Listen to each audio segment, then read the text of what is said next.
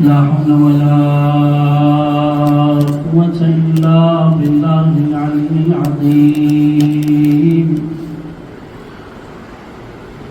حسبنا الله ونعم الوكيل نعم المولى ونعم النصير أعوذ بالله من الشيطان الرجيم بسم الله الرحمن الرحيم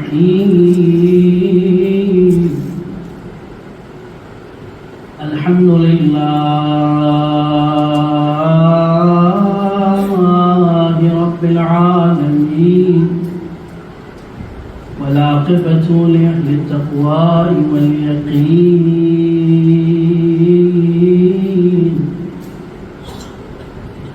والصلاة والسلام على أشرف الأنبياء والمرسلين بشيرا ونذير جد الحسن والحسين بالقاسم محمد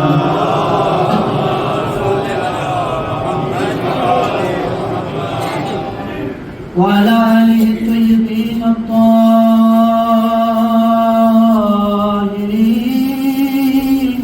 الطاهرين المعصومين المظلومين المنتجبين المنتخبين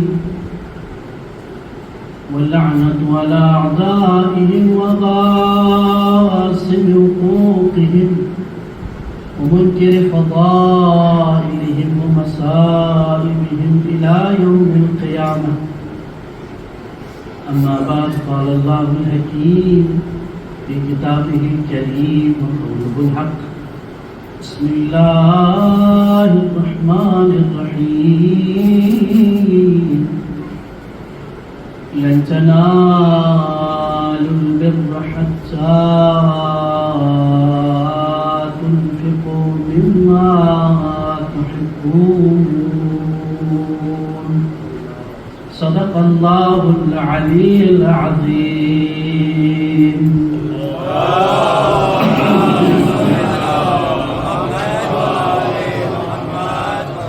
حضرت سید کونین خوشنودی کے لیے بار دیگر صلوات پڑھیں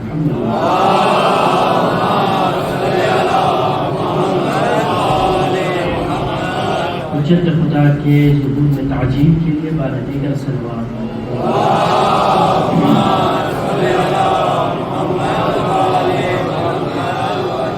دوستداران اہل بیت اطہار عزاداران سید الشہداء و منتظرین حجت خدا سورہ آل عمران کی یہ مشہور آیت ہے آیت سے انفاق کے نام سے اس آیت کو جانا جاتا ہے ارشاد رب العزت فرماتا ہے کہ لن تنالوا البر حتی تنفقوا مما تحبون تم یہ گمان اور یہ سوچ بھی نہیں سکتے یہ جو بر کا مقام ہے اس بر کے مقام پر بر یعنی نیکی کا جو ایک خاص مقام ہے بر اس مقام تک تم پہنچ ہی نہیں سکتے حتی تنفقوا مما تحبون جب تک وہ چیزیں جو تمہیں بہت زیادہ پسند ہے ان کا انفاق نہ کرو. تو آج کی اس مختصر مجلس میں انفاق پہ تھوڑی سی گفتگو کریں گے، لیکن انفاق پہ جو عمومی گفتگو ہوتی ہے وہ یہی ہوتی ہے کہ راہ خدا میں خرچ کرنا ہے، لیکن اس کا ایک اہم اینگل ہے وہ آپ کی خدمت میں بیان کرنا ہے. ایک صلوات پڑھیں گے.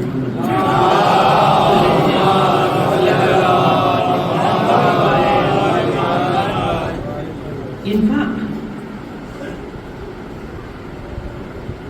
پروردگار نے اس کائنات کو دنیا کو ایسے ڈیزائن کیا ہے، اس پوری کائنات کے اندر جو کچھ بھی وجود رکھتا ہے، جو کچھ بھی شے ایگزسٹنس رکھتی ہے، تو جو ہے جو کچھ بھی ہے اس کو انڈیپینڈنٹ نہیں بنایا. آپ نے انڈیپینڈنٹ نہیں بنایا. جو کچھ بھی خدا نے خلق کیا اس خلقت کے نظام کے اندر اس کو ایسے خلق کیا کہ اس کو کسی اور چیز کے اوپر اس کے وجود کا انحصار رکھا. اور یہ لازم بھی تھا، اس لیے کہ اگر کوئی بھی شے کائنات میں اگر اپنے وجود میں اتنی انفرادیت پا جائے کہ وہ کسی بھی شے سے انڈیپینڈنٹ ہو جائے تو وہی شے خدا ہونے کا دعویٰ کر سکتا. میں بچوں کے لیے، جوانوں کے لیے عرض کر رہا ہوں، آپ ذرا بات کو سمجھیے کہ یہ تمہید میں 5 منٹ مجھے دیجیے تاکہ میں آپ کو اہم بات سمجھاؤں کہ خدا نے اس کائنات کی ڈیزائننگ میں ایک رابطہ رکھا ہے، ایک ڈیپینڈنس رکھا ہے، ایک دوسرے کے اوپر ڈیپینڈنٹ رکھا ہے. میں سامنے کی مثال دیتا ہوں. مثلا میرے سامنے یہ مائک ہے، آپ دیکھ رہے ہیں، میں بھی دیکھ رہا ہوں. یہ مائک ہے، اس مائک کے وجود کو دیکھیں. یہ وہ وجود ہے جو عالم شہود میں ہماری آنکھوں کے سامنے ہے. لیکن میں اب اس پڑھے لکھے بندے سے سوال کرتا ہوں کہ یہ وجود، اس مائک کا وجود جو اب ہمارے سامنے ہے، یہ اس سے پہلے کیا تھا؟ یہ اس سے پہلے کیا تھا؟ اب آپ سوچئے اس سے پہلے کیا تھا. لیکن اگر اس سے پہلے انجینئرنگ کرتے بیٹھیں گے تو پوری مجلس اسی میں گزر جائے گی. لیکن میں مثال کے لیے عرض کر رہا ہوں.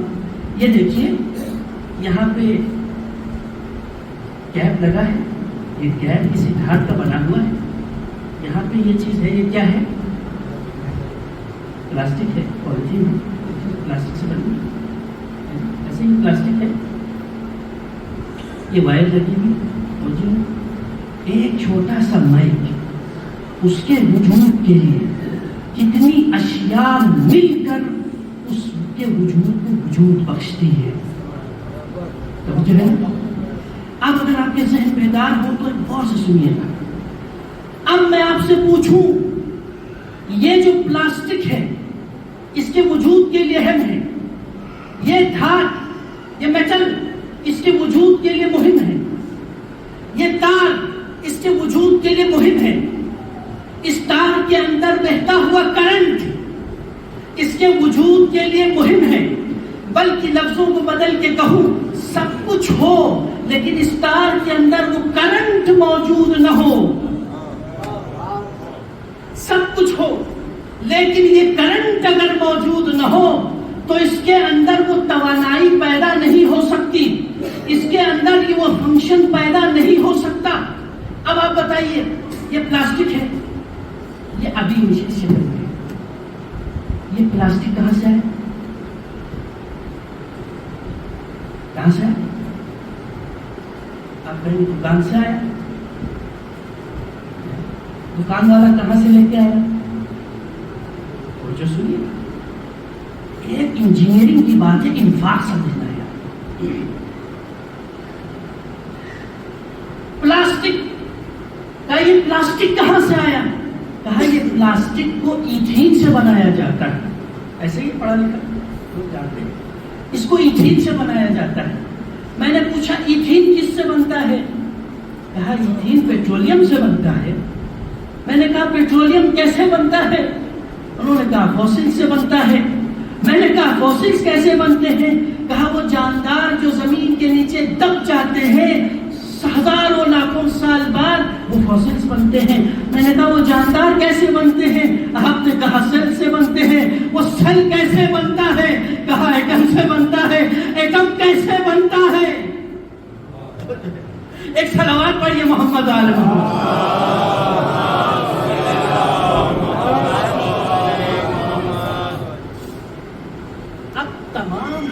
آپ کی آنکھوں کے سامنے جتنے بھی وجود ہیں اس کی ریورس انجینئرنگ کرتے جائیں.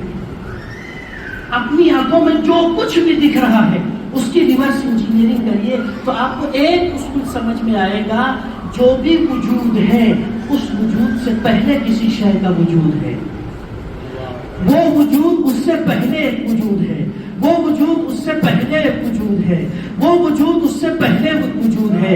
جب تمام وجود کے سلسلہ ختم ہو جائے اور عقل کی دوڑ جہاں رک جائے اور پھر کسی سوال کا جواب نہ ہو اور اس سوال کے دائرے کا فل سٹاپ لگ جائے، اس عدم سے وجود کو وجود بخشنے والی اس ذات کو خدا کہتے ہیں۔ ایک صلوات پڑھیے محمد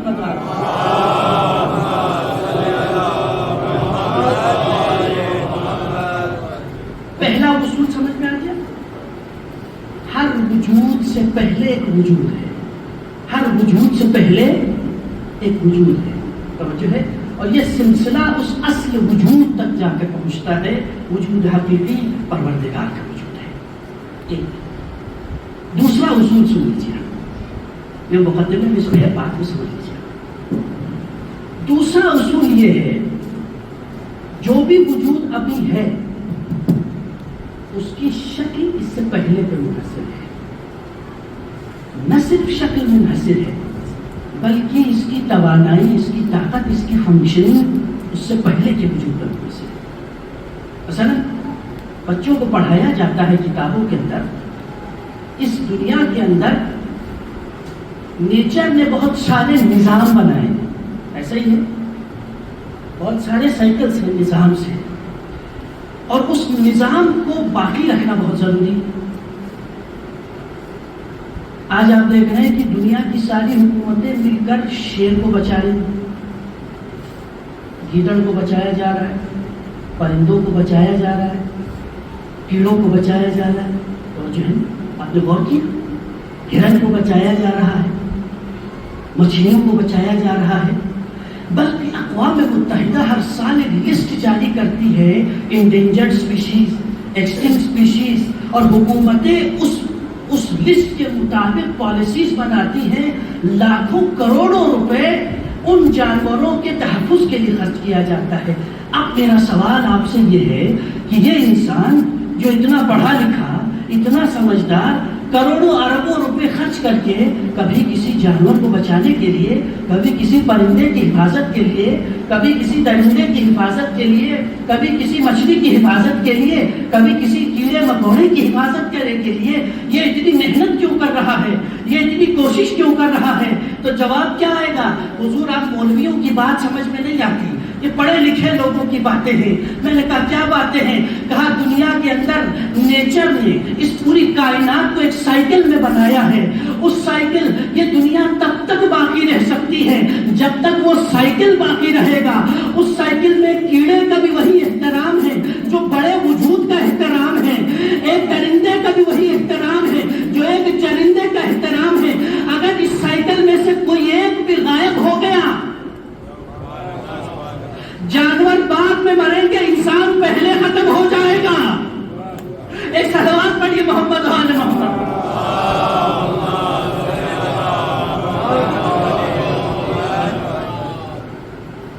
اپنی حفاظت کے لیے، اپنی جان کے لیے کتنی ہی اہم ہے، انسان لاکھوں کروڑوں خرچ کر رہا ہے تاکہ اس سائیکل کو، اس نظام کا تحفظ کرے، اس بایو ڈائیورسٹی کو، اس ایکالوجی کو پریزرو کیا جا سکے۔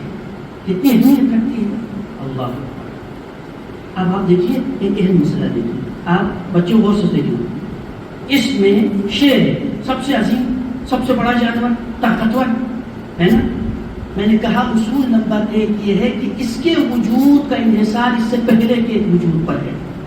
اتنا طاقتور ہے، اس کی طاقت کہاں سے ہے؟ شیر کی طاقت کہاں سے آتی ہے بتائیے جی؟ شیر کی طاقت اس کی غذا سے، خوراک سے۔ بھائی کمپلین تو نہیں پیتا ہے شیر۔ شیر کی طاقت کا راز کیا ہے؟ شیر کی طاقت کا راز بکری ہے، ہرن، یا وہ جانور جو سب سے خور ہے۔ آپ نے غور کیا اصول نمبر 1 کیا تھا؟ اس کے وجود کا انحصار اس سے ثابت کے وجود پر. شیر کو کی طاقت تب تک ہے جب تک اس سے پہلے کا وجود باقی ہے، اور اس وجود کے درمیان اور اس وجود کے درمیان رابطہ برقرار ہے. شیر کی طاقت بکری سے، بکری کی طاقت کہاں ہے؟ گھاس میں.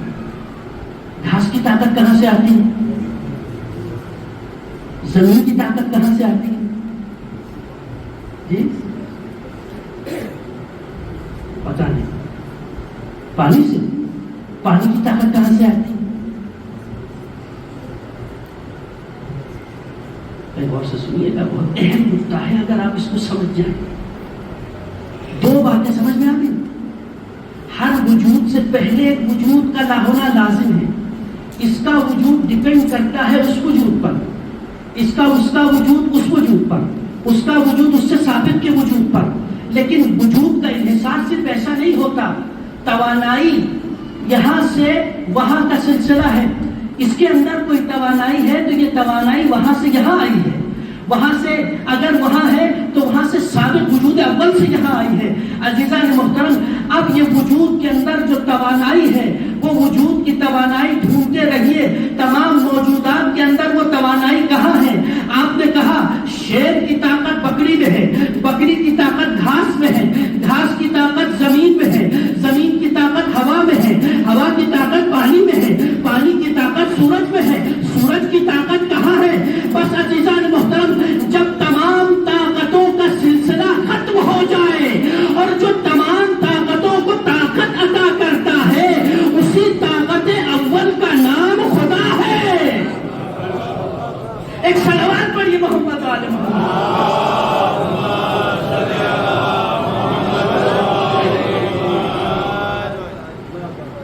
آپ ڈیزائننگ سمجھ میں آ نہیں پاتی. اللہ اکبر. ایگزسٹنس کے لیے، اس وجود کے لیے طاقت کا بہت اہمیت ہے، طاقت کی بہت ضرورت ہے. لیکن یہ ہوگی پروردگار کی تکوینی ڈیزائن. اللہ نے انسان کو کچھ روابط بنانے کی خود آزادی دی. جیسے انسان رشتے بناتا ہے، جیسے انسان تعلقات بناتا ہے، جیسے انسان آپس میں گروپس بناتا ہے، جیسے انسان تنظیمیں بناتا ہے. توجہ ہے نا؟ ایک سلسلہ ایسا ہے جو خدا خود تکوینی طور پر قائم کرتا ہے. ایک سلسلہ روابط کا ایسا ہے، رشتوں کا ایسا ہے، تعلقات کا ایسا ہے جو انسان خود بناتا ہے. توجہ ہے؟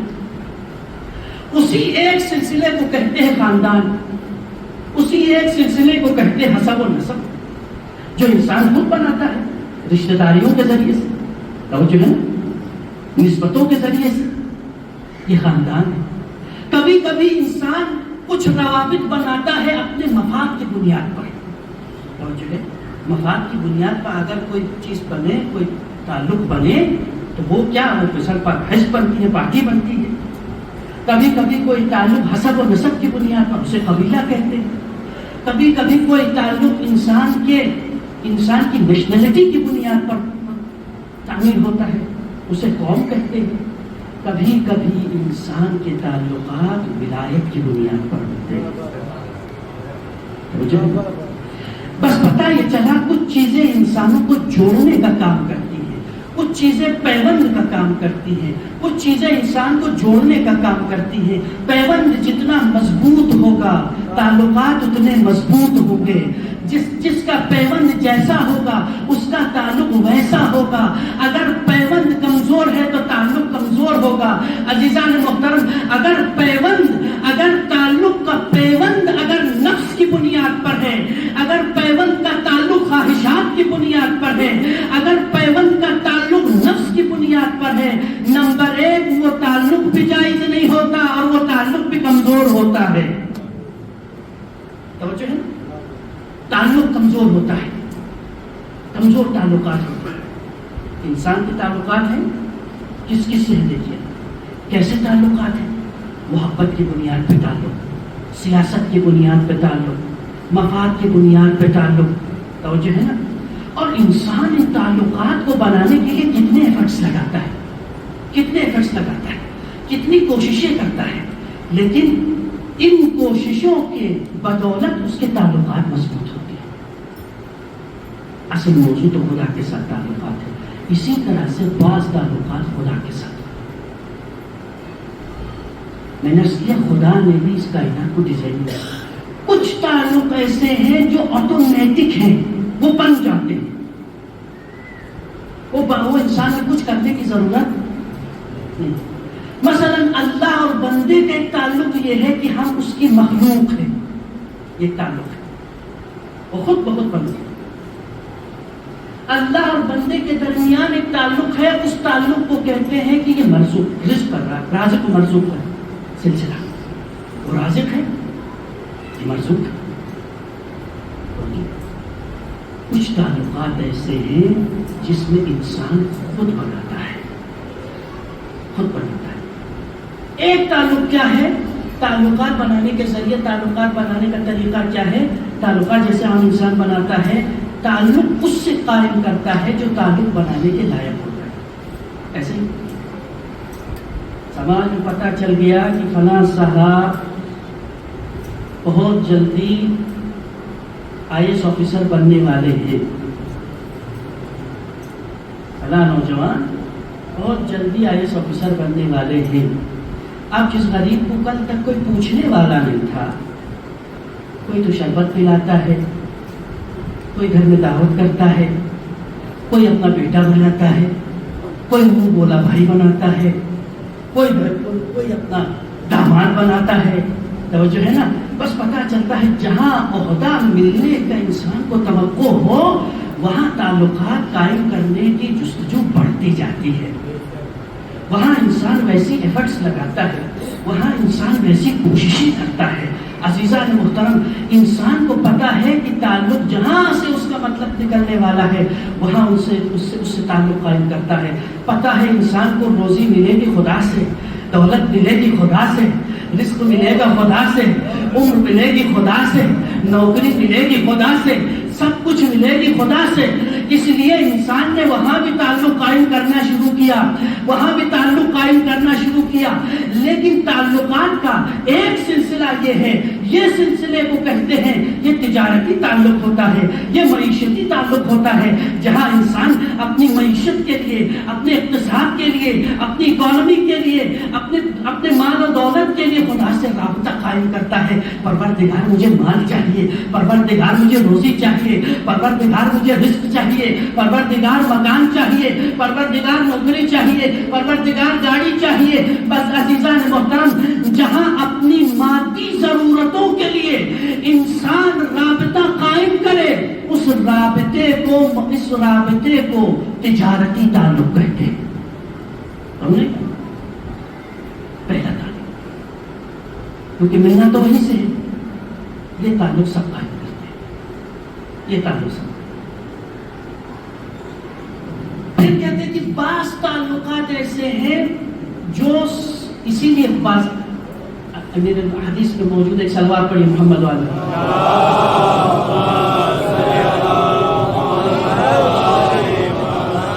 اسی لیے روایات کے اندر موجود ہے، یہ روایات میں موجود ہے، اسی بنیاد پر کچھ لالچ کی بنیاد پر جو عبادت کرتے ہیں، تلک عبادت التجار، یہ تاجروں کی عبادت ہے۔ غلط نہیں، یہ کہیں کہ آپ عبادت کی کیٹیگریز، تعلقات کی کیٹیگریز، پہلی کیٹیگری تجارت والی، جہاں انسان اپنے نفع پہ ہے۔ کہا دوسری کون سی ہے؟ بعض اوقات انسان جہنم کے خوف سے، ڈر سے، عذاب کے ڈر سے اپنے تعلقات کو قائم کرتا ہے۔ تِلْكَ عبادت العبید، یہ وہ تعلق ہے جو غلامانہ تعلق ہے۔ اور پھر امام فرماتے ہیں کہ بعض تعلقات ایسے ہیں جو نہ خوف سے نہ لالچ سے، نہ خوف سے نہ لالچ سے، تِلْكَ عبادت الاحرار، یہ آزاد لوگوں کی عبادت ہے۔ خوف نہیں، نہ لالچ، بلکہ وہ اس سے لائق عبادت سمجھ کے عبادت کرتے ہیں۔ ایک بات ہے، یہاں تک آپ نے سنا ہے، ایک مرحلہ اور ہے، ایک مرحلہ اور ہے، وہ ہے عاشقوں کی عبادت، وہ صاحبان انفاق کی عبادت۔ انفاق سمجھے، انسان عبادت کرتا ہے، عابد بنتا ہے، اور اس کے اور اللہ کے درمیان ایک رابطہ قائم ہوتا ہے، ایک رابطہ قائم۔ جس طرح سے ایک نیتا ہوتا ہے گلی کا، ایک محلے کا، ایک جگہ، اس کے چاہنے والوں میں کیٹیگری ہوتی ہے۔ ایک وہ ہے جو صرف وہ الیکشن والے دن آتا ہے، ووٹ کاسٹ کر کے اس پر چلا جاتا ہے، یہ اس کو فیور کرنے والا ہے، سپورٹر ہے، فیور کرتا ہے۔ لیکن بعض ایسے ہیں جو پوری گلی میں پورے ہفتہ 10 دن جھنڈا لے کے زندہ باد مردہ باد، زندہ باد مردہ باد کرتے رہتے ہیں بیچارے۔ یہ بھی ایک قسم ہے۔ ایک طبقہ اور ہوتا ہے جو گلیوں میں کم ہوتا ہے،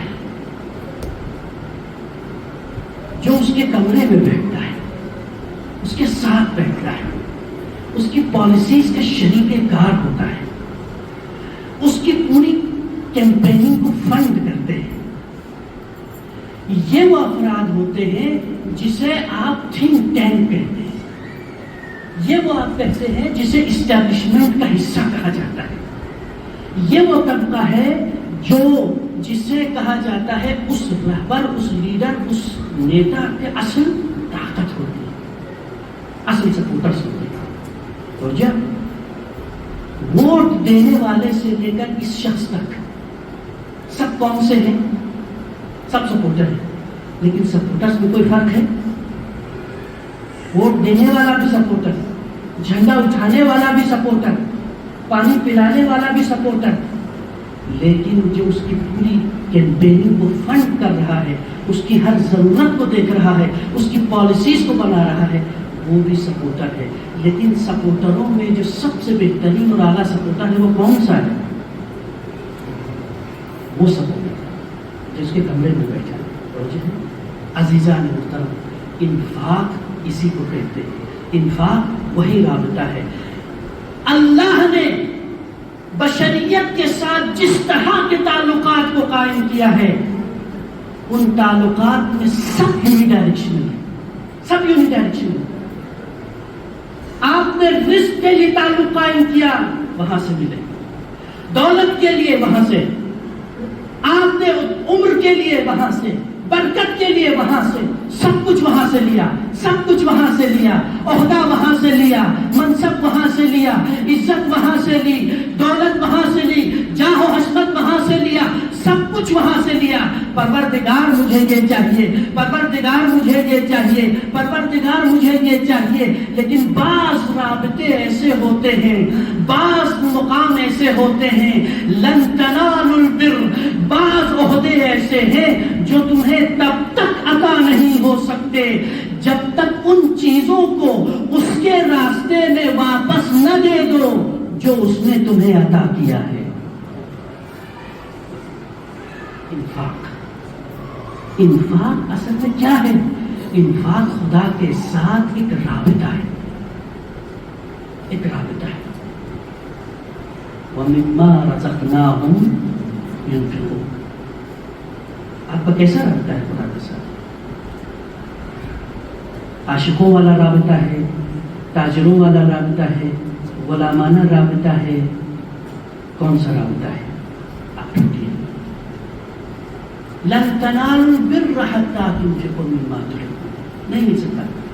بر کا مقام تب تک آپ کو وہ عطا نہیں ہو سکتا جب تک ان چیزوں کی قربانی نہ دیں راہ خدا میں۔ ایک اور آیت ہے سورہ بقرہ کی، ایک صلوات پڑھیے محمد بابا۔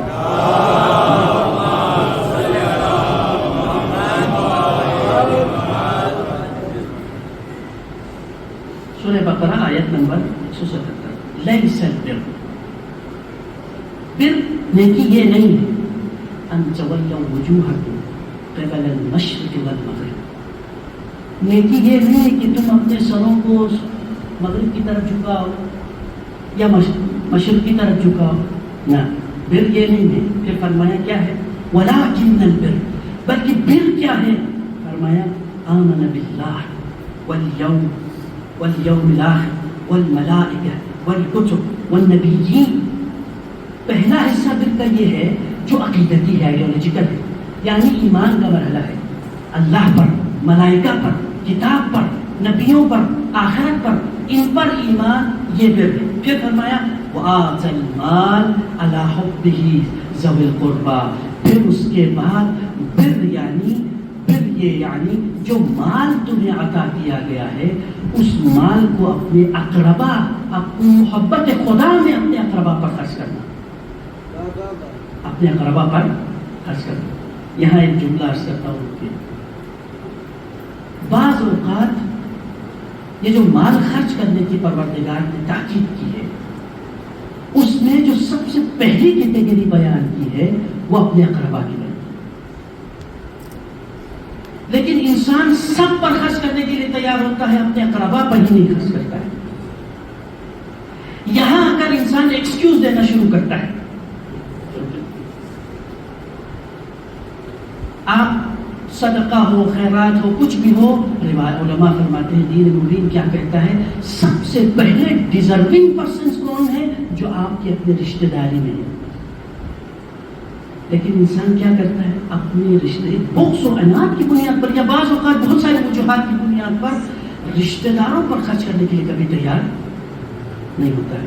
لیکن قرآن کیا کہہ رہا ہے، بر یہ نہیں ہے کہ تم دوسروں پر خرچ کرو، دوسروں پر کرو، لیکن سب سے پہلا بر یہ ہے، بر کا، نیکی کا، انفاق کا حق یہ ہے کہ تم سب سے پہلے اپنے ان لوگوں پر خرچ کرو جو تمہارے ذوی القربیٰ ہیں، والیتامی والمساکین وابن السبیل، مسکینوں پر، یتیموں پر اور ان لوگوں پر جو سب مسافر ہیں، جو مجبور ہیں. عزیزان محترم، دین مبین اسلام کی تعلیمات دیکھیے، تعلیمات کیا ہیں، دین کیا کہتا ہے، دین مبین اسلام کیا کہتا ہے. صرف نماز پڑھنا عبادت نہیں ہے، سر کو سجدے میں مغرب کی طرف، مشرق کی طرف جھکانا، تسبیح میں انسان صبح شام بیٹھنا، یہ بر نہیں ہے. بلکہ کیا ہے، بلکہ قرآن یہ کہہ رہا ہے، بلکہ پھر یہ ہے کہ اپنے عقائد کو مضبوط کرو اور اخلاق کو اس طرح سے مزین کرو، اور مزین کرنے کے بعد جو کچھ مال تمہیں دیا گیا ہے، جو کچھ رزق تمہیں دیا گیا ہے، وَمِمَّا رَزَقْنَاهُمْ، رزق جو ہم نے دیا ہے اس رزق کو ينفقون، ہماری راہ میں خرچ کیا کرو. جو کچھ تمہارے پاس کس چیز سے محبت ہے، وَمِمَّا رَزَقْنَاهُمْ لَن تَنَالُوا الْبِرَّ مِمَّا تُحِبُّونَ. جٹ دے، اپنی ضرورت کے بعد بچے کچے ہوئے چیز کو دے دینا یہ بر نہیں کہلاتا ہے. کھانا کھانے کے بعد بچے ہوئے جھوٹے کھانے کو کسی غریب کو کھلا دینا یہ بر نہیں کہلاتا. اپنے پاکٹ میں سے سب سے سڑا گلا اور خراب نوٹ نکال کے کسی غریب اور محتاج کو دے دینا یہ بر نہیں کہلاتا. اپنے لباس میں سے پہن کر جو سب بوسیدہ ہو جائے، پرانا ہو جائے، پھٹ جائے، اس کو کسی کو دے دینا یہ بر نہیں کہلاتا. بر کیا کہلاتا ہے؟ بر کون سا، کس مقام کو کہتے ہیں؟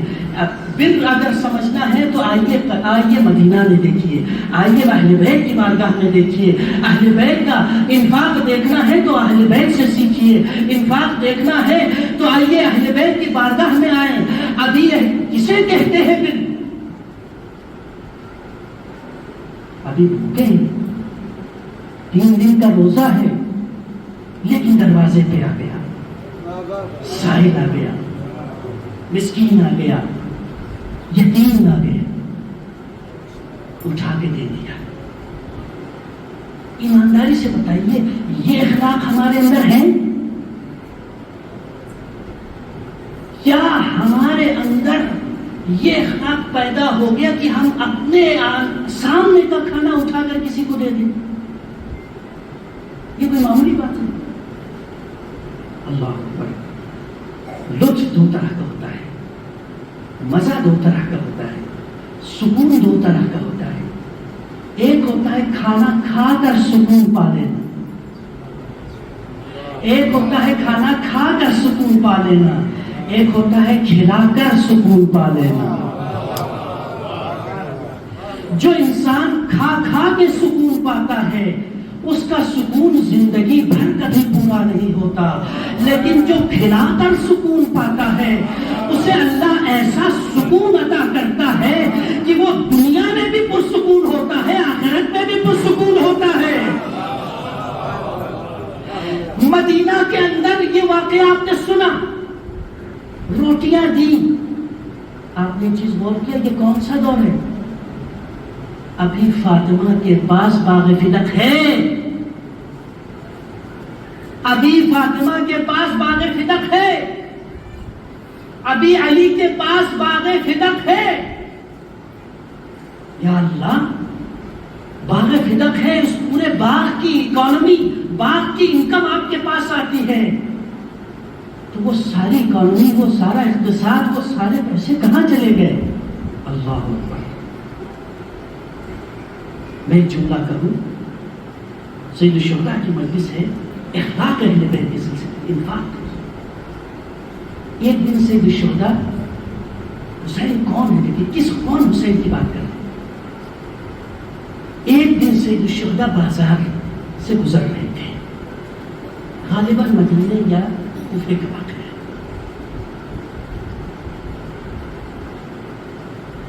کچھ فقیر مانگنے والے بیٹھے ہوئے تھے، مانگنے والوں نے مانگا نہیں، البتہ چونکہ یہ ہے کہ اہل بیت بنا مانگے دیتے تھے۔ کھانے کا وقت تھا، دوپہر کے کھانے کا وقت تھا، تو وہ غریب سڑک پر بیٹھ کر وہ جو سوکھی روٹی جو کچھ بھی انہیں میسر تھی وہ کھا رہے تھے۔ سید الشہداء ان کے پاس گئے اور پاس جا کر سید الشہداء نے پوچھا کہ کیا کر رہے ہیں، سلام کیا اور کہا کیسے کیا کر رہے ہیں؟ فرمایا سید الشہداء نے سلام کا جواب دیا، پھر کہا سید الشہداء کھانا کھا رہے ہیں۔ اور پھر ان غریبوں نے امام کی طرف دیکھا، دیکھ کر کہا امام بسم اللہ۔ توجہ ہے، امام بسم اللہ۔ غریب تھے، غریبوں کو بھی پتا تھا آج کا کوئی غریب نہیں کہے گا کسی حاکم سے بسم اللہ، توجہ ہے، کوئی غریب نہیں کہے گا، اس لیے کہ اسے پتا ہے کہ ہمارے یہاں بھی کھانے کے لیے لوگ تبھی آتے ہیں جب الیکشن قریب ہوتا ہے، اور جب تک کیمرہ سامنے ہو تب تک کوئی آئے گا نہیں، توجہ ہے نا۔ لیکن اس غریبوں کو پتا تھا کہ یہ وہ لوگ ہیں جو اصل میں غریبوں کے والی اور رہبر ہیں۔ غریبوں نے سید الشہداء سے کہا بسم اللہ۔ عجیب جملہ ہے، دیکھیے کون حسین، کون رہبر، اس حسین سے محبت نہ کرے تو کیا کرے؟ امام اپنی عبا بچھاتے ہیں زمین پر، غریبوں کے ساتھ بیٹھ گئے، زمین پر بیٹھ گئے، یہ اخلاق ہے سید الشہداء، زمین پر بیٹھ گئے، زمین پر بیٹھے اور ان کے پاس جو کچھ بھی محدود سوکھی روٹی تھی غریبوں کے ساتھ کھائے، اور جب غریب کے ساتھ وہ سوکھی روٹی کھا چکے، محدود کھانا تھا، پھر اس کے بعد امام نے کہا اچھا میں نے تمہاری دعوت قبول کی، تمہارے ساتھ دسترخوان پر بیٹھا، اب میں تمہیں دعوت دے رہا ہوں، اب میرے ساتھ میرے گھر چلو، اب میرے ساتھ میرے دسترخوان پر چلو۔ اللہ اکبر۔ انفاق یہ نہیں، دنیا کے انفاق کرنے والے اور ہیں، اہل بیت کی بارگاہ میں انفاق کرنے والے اور ہیں۔ دنیا اپنے دروازے پر سے روٹی کھلا دیتی ہے، روٹی دے دیتی ہے، دھتکار کے کھانا کھلا دیتے ہیں، لیکن غریب اور مسکینوں کو عزت کے ساتھ سڑک سے اٹھا کر دعوت دے کر اپنے گھر پہ دسترخوان پہ بٹھا کر عزت کے ساتھ کھانا کھلانا، یہ حسین کا اخلاق ہے، یہ حسین کا اخلاق ہے۔ جو کچھ تمہیں بس ختم کی میں نے لن تنالوا البر حتى تنفقوا، جو تمہیں عزیز ہے، کیا عزیز ہے؟ کربلا انفاق کا میدان ہے، کربلا انفاق کا میدان ہے، یعنی جو کچھ عزیز تھا، جس چیز سے محبت تھی، اس چیز کو راہ خدا میں دے دیا۔ اس چیز کو راہ خدا نے دیا. مال دے دیا, اولاد دے دیا, مقام دے دیا, عزت آبرو دے دیا. اور مما تحبون, انفاق اسی کو کہتے ہیں. صرف پیسے دینے کا نام انفاق نہیں ہے. جو کچھ تمہیں عزیز ہے, اگر کہیں دین خدا کو تمہاری آبرو کی ضرورت پڑ جائے, اس آبرو کو دے دینا انفاق ہے. تمہاری نصیحت کی ضرورت پڑے, اس نصیحت کو دے دینا انفاق ہے.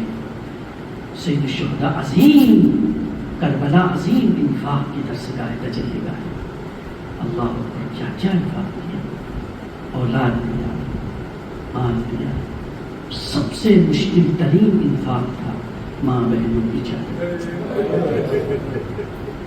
سب سے مشکل, سب سے مشکل.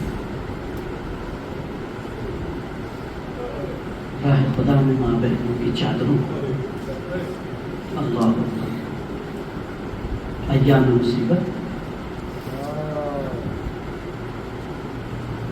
انفاق میں سے ایک انفاق کی قسمیں ہیں, اور اس آیت میں بھی ہے, سورہ بقرہ کی آیت میں کہ غریب مسکین یتیموں کی مدد کرنا, اور ایک گردنیں آزاد کرنا. اس میں مفسرین نے لکھا کہ غلاموں کو چھوڑانا, مقروضوں کے قرض کی ادائیگی کرنا. کوئی پریشان حال ہے, اس کی پریشانی. میں ایک جملہ کہہ رہا ہوں, اگر حسین سے محبت کا اظہار کرنا چاہتے ہو, کم سے کم اس سال محرم میں حسین کے لیے کسی مومن کی پریشانی کو دور کرنا. کسی ایک مومن کی کوئی پریشانی دور کرو, اور پھر دیکھو حسین تم سے کیسی محبت کرتے ہیں. غلام کو آزاد کرانا. اللہ اکبر. حضرت مدینے میں تھے, اور ایک بیوی آئی تھی جن کا نام شہربانو تھا. غلام بنا کر لائی گئی تھی, لیکن آزاد کر کے علی نے اسے اپنے گھر کی بہو بنائی. شہربانو کے ساتھ ایک اور بیوی لے آئی تھی ایران سے, غلام کنیز تھی, حضرت بی بی شیرین. بیوی کو مولا نے آزاد کیا. جیسے بیوی کو آزاد کیا, بیوی کہتی ہے مولا مجھے آزاد نہ کریے, مجھے اپنے گھر میں رکھیے, میں آپ کے بچوں کی خدمت کروں گی, میں آپ کے بچوں کی کنیز بن کے رہوں گی, مجھے آزاد نہ کریے. امام نے کہا نہیں, تمہیں آزاد کر دیا گیا, تم آزاد زندگی گزارو. اور پھر ایک مرتبہ جب امام نے اصرار کیا, حکم دیا, بی بی شیرین مان گئی. اور ایک مرتبہ جب مان گئی بیوی, اور پھر جاتے جاتے کہتی ہے کہ مولا میں جا رہی ہوں, لیکن آپ سے ایک وعدہ لے کر جاؤں. فرماتی ہیں بیوی کیا وعدہ چاہیے؟ مولا مجھ سے وعدہ کریے کہ آپ میرے مہمان ہوں گے. بیوی ہاں میں تمہارا وعدہ کرتا ہوں کہ میں تمہارا مہمان ہوں گا ایک مرتبہ. کہا نہیں مولا ایسے نہیں, صرف آپ مہمان نہیں ہوں گے, وعدہ کریے کہ آپ اپنے بچوں کو بھی لے کر آئیں گے, پورے گھر کے ساتھ میرے مہمان ہوں گے. ایک مرتبہ مولا نے کہا شیرین ہاں میں وعدہ کرتا ہوں, میں اپنے بچوں کے ساتھ, میں اپنے اہل بیت کے ساتھ, میں اپنے گھر والوں کے ساتھ تمہارا مہمان ہوں گا, لیکن اے شیرین کہیں ایسا نہ ہو کہ تم ہمیں پہچان نہ پاؤ.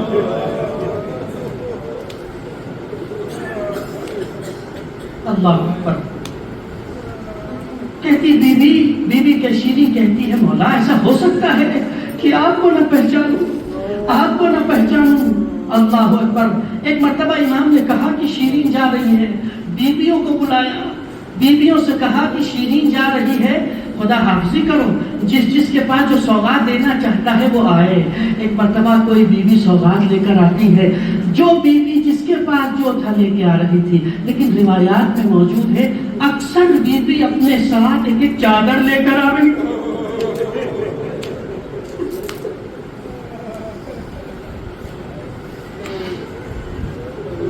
اکثر بیوی اپنے ساتھ ایک چادر لے کر آ رہی تھی. بی بی شیرین کے سامنے چادروں کا ایک ڈھیر لگ گیا. بی بی شیرین کہتی ہیں اے بیویو اتنی چادریں میں کیا کروں گی, اتنی چادروں کا میں کیا کروں گی. امام نے فرمایا شیرین لے جاؤ, اس کی ضرورت پڑے گی. ایک مرتبہ شیرین چادریں لے کر خدا حافظ کر کے گئی. کوفے سے دور ایک مقام پر ایک اونچائی پہ شیرین کا گھر ہے. مولا نے وعدہ کیا تھا میں آؤں گا. ہر دن شیرین انتظار کرتی ہے کہ میرے مولا آئیں گے, میرے مولا آئیں گے. ایک دن شیرین نے سنا کہ میرے آقا اپنے اہل حرم کے ساتھ مدینے سے نکلے ہیں, عراق کی جانب آ رہے ہیں. جس دن شیرین نے یہ خبر سنا, ایک مرتبہ کوفے کے ہر گھر میں جا کے کہتی ہے اے بیویو تمہیں پتا ہے میرا مولا میرے گھر مہمان ہو گیا.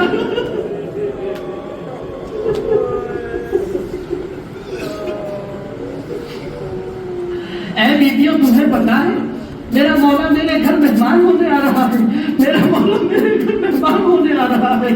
ایک دن گزر گیا, 2 دن گزر گئے, ایک مدت گزر گئی, حسین نہیں آئے. ایک مرتبہ کبھی کبھی ایسی خبریں بھی آ رہی تھی, لیکن شیریں کہتی ہے میرا دل کسی خبر کو نہیں مان رہا, بس میرے مولا نے وعدہ کیا ہے تو ضرور آئیں گے, میرے مولا نے وعدہ کیا ہے تو ضرور آئیں گے. لو عزادارو, ایک مرتبہ ایک دن آیا کہ شیریں کو کسی نے کہا کہ کوفے میں کچھ اسیر آئے ہیں.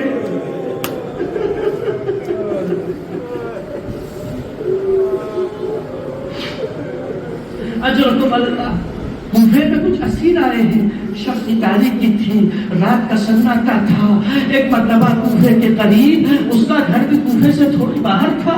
ایک مرتبہ وہ قافلہ رکا, ایک مرتبہ قافلے نے وہاں پڑاؤ ڈالا, اور ایک مرتبہ کچھ بیویاں آئیں آ کر کہتی ہیں کہ یہ قافلہ آج یہاں رکنا چاہتا ہے اور یہ بیویاں تمہارے گھر میں آنا چاہتی ہیں. ایک مرتبہ شیریں کہتی ہے آئے بسم اللہ, میرا گھر حاضر ہے, بیویوں آپ تشریف لاؤ. ایک مرتبہ اپنے گھر کھول دیے اور گھر کھول کر ہر ایک کمرہ کھولا اور کھول کر کہتی ہے شیریں اے بیویوں آؤ بیٹھو, میں آپ کی کیا خدمت کر سکتی ہوں.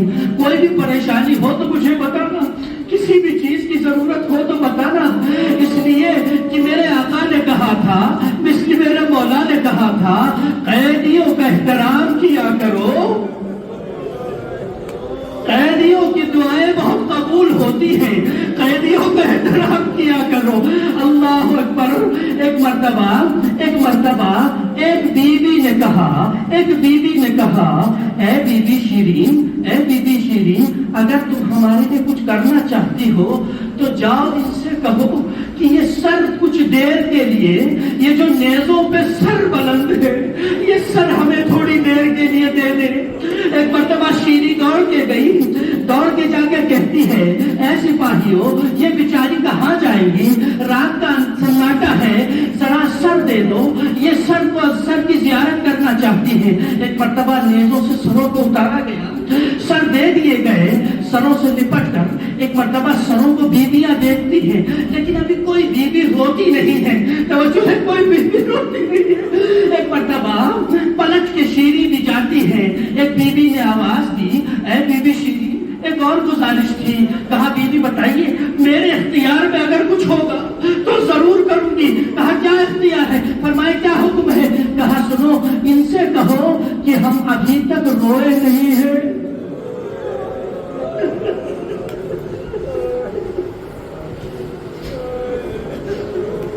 کربلا سے جیسے ہی نکلے ہیں, جیسے ہی ہم اپنوں کا ماتم کرنا چاہتے ہیں, وہاں غریبہ کہتے ہیں یہ ہم پہ تازیانے برساتے ہیں, یہ ہم پہ تماچے برساتے ہیں, تماچے لگاتے ہیں. ان سے کہو کہ ہمیں رونے کی اجازت دے دے, اور تمہارا گھر ہے, تم ہمیں اجازت دو کہ ہم روئیں. ارے میرا گھر ہے, تم کوئی بات نہیں, تم بلند آواز سے رو, تم گریا کرو, تمہارا حق ہے تمہارے اپنے عزیزوں پہ رونے کا.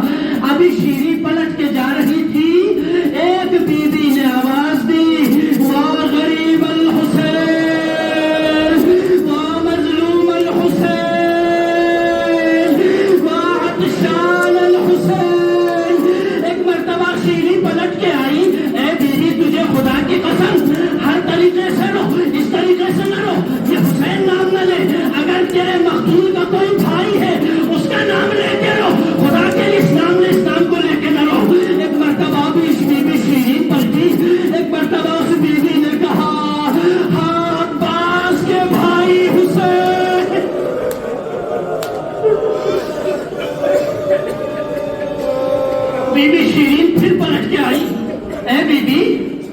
اللہ کے لیے یہ کیا کر رہی ہے؟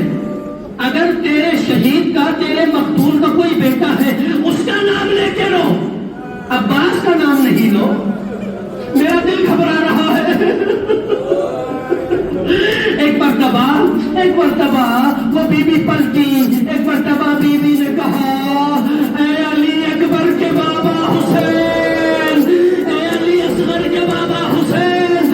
ایک مرتبہ شیری آئی اور آ کے اس مرتبہ زمین پر بیٹھی، زمین پر بیٹھ کر اس بیوی کی طرح مخاطب ہو کر کہتی ہے اے بیوی تجھے سمجھ میں نہیں آتا، میں بار بار گزارش کر رہی ہوں یہ نام لے لے کے مت رویا کر، اس لیے کہ یہ نام میرے مولا کا نام ہے، میرے آقا کا نام ہے، میرے شفیع پیغمبر کا نام ہے، یہ نام مت لے، میرا دل گھبرا رہا ہے۔ ایک مرتبہ بیوی کہتی ہے اے شیری تیرا دل کیوں گھبرا رہا ہے؟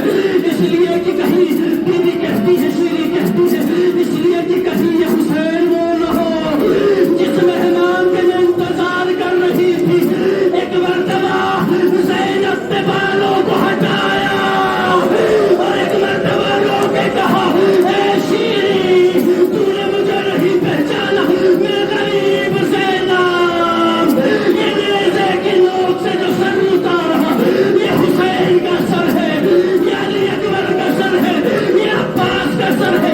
ایک مرتبہ بی بی شیری رونے لگی، مولا کیا مہمان نوازی، وعدہ نبھایا، کیسے نبھایا، ایسے وقت پہ آئے کہ شیری نے پہچانا نہیں۔